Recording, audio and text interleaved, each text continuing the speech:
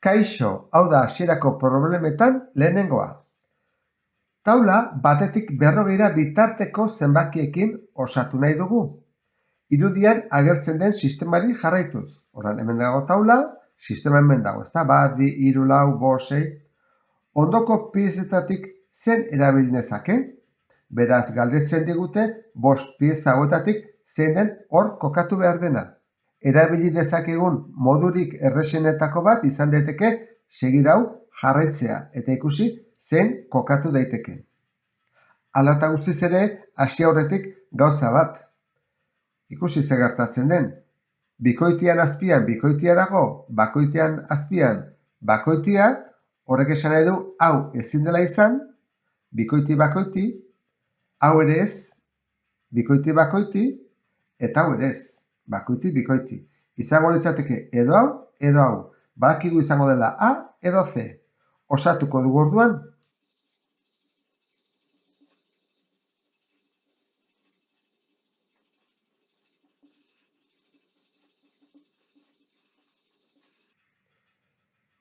Hamabitik beruntz, gero eskubira, bera eta itxi.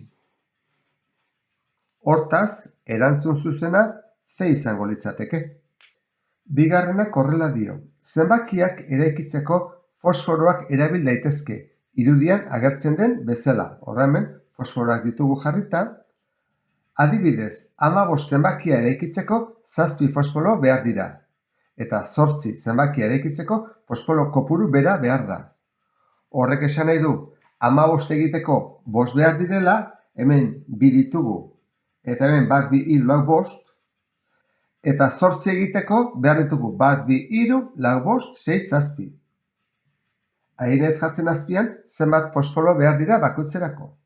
Galdera, zein da 7 fosforoekin eraiki daitekeen zenbaki positibo handiena? Orduan, hasiko gineke behar bada hemendik, ezta? Eta joan beruntz. 800 zenbaki eraikitzeko behar ditugu hemen 7, baina zeroak ere kontatu behar ditugu, ze fosforoak behar ditugu zeroak egiteko. 1, 2, 3, 4, 5, 6. Orduan, pasa egiten gera, 7 baina askoz gehiago behar ditugu. 6 gehi 6 gehi 7. 19 fosforo.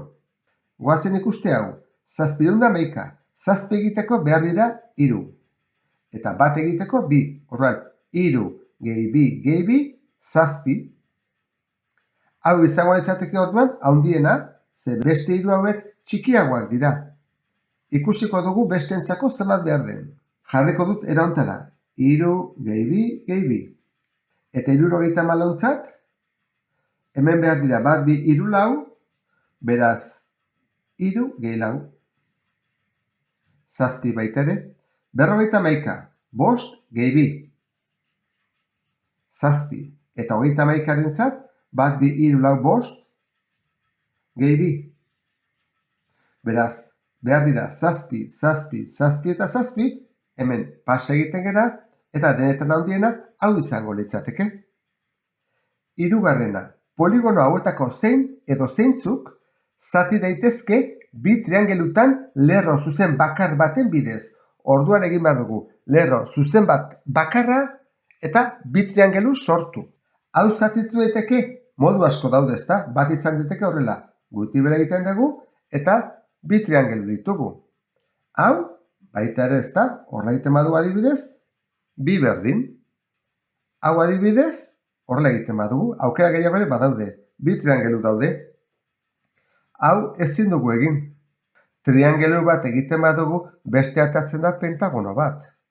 Eta hau, bai ezta, horrela egiten badugu. Horren aukeratu behar dugu, 1, 2, 3 eta 5. Eta hori izango litzateke, D. Laugarrena, 3 zulo dituen zirkulu bez bat, erloju baten esferaren gainean jartzen da, irudietan erakusten den bezala. Hemen dugu erlojua, hemen esfera gainean jarrita. Zirkulu beltza bere zentroaren inguruan biratzen da, orduan honek biak ematen ditu. Zein zenbaki ikus daitezke aldi berean? Behar bada, modu erresenetako bada erreferentzi egoki bat hartzea, eta izango litzateke adibidez hau. Aurrez aurre daude, 1 eta 7. Orduan, beti egon behar dute bat bestean aurrean. Eta gero, tarte bat utzita, bat bakarra, beste zenbaki bat. Orduan, hasi gaitezke, 2, 4 eta 9. 2 eta 4, egon daiteke horrela, baina 9 egon badu aurrez aurre, eta 9 aurrean dago 3. Orduan, hau ezin da izan. Beharko lukelako 9 eta 3, aurrez aurre. Eta ez daude. Goazen ikuste hemen aurrez aurre badauden. 1 eta 5. 1 eta 5 ez daude aurrez aurre. 1 eta 10, ere ez. 5 eta 10, ere ez. Orduan, hau ezin da izan. 4 eta 6. Ez, ondoan daude, nahiko gertu. Orduan, aurrez aurre. 12 aurrea da 6. Orduan, begira, 12 aurrean 6, eta 4 eskubirago. Orduan, hau bada. Izango izateke, 6, 12 eta 4. Hemen ikusten den bezala. Aurrez aurre eta tarte bat utzita bestea. Ea besteekin gertatzen den. 3 eta 6 eta 9. 3 eta 9 aurrez aurre daude. Baina 6 dago erdian. Bien erdian. 9 eta 3 eta 6 hemen. Egon marko luke 7. Egoteko 9tik gertuago. Eta azkena. 5, 7 eta 12. 12 aurrez aurrekoa da 6, 5 da 11, orduan hau ere ez. Beraz, gelditzen zaigun bakarra da C. Erreferentzioi hartuta, errexena. Aurrez aurre daudenak eta bat eskubirago beste bat. 5. Aliziak 4 piezako puzzlea du. Hemen ditu lauak. Zein 2 piezarekin osa dezake hexagonoa, hau osatzeko zein bi erabidezakegu? Modu bat izan daiteke osatzea hexagonoa. Horran, hau izango zaiteke modu bat.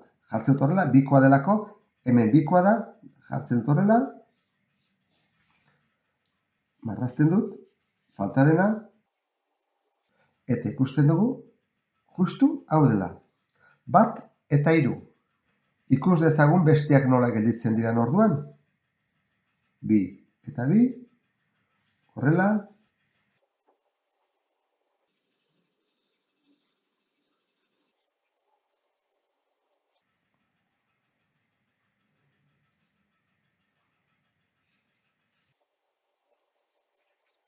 argi dago 1 eta 3 osagarriak direla hexagonoa egiteko.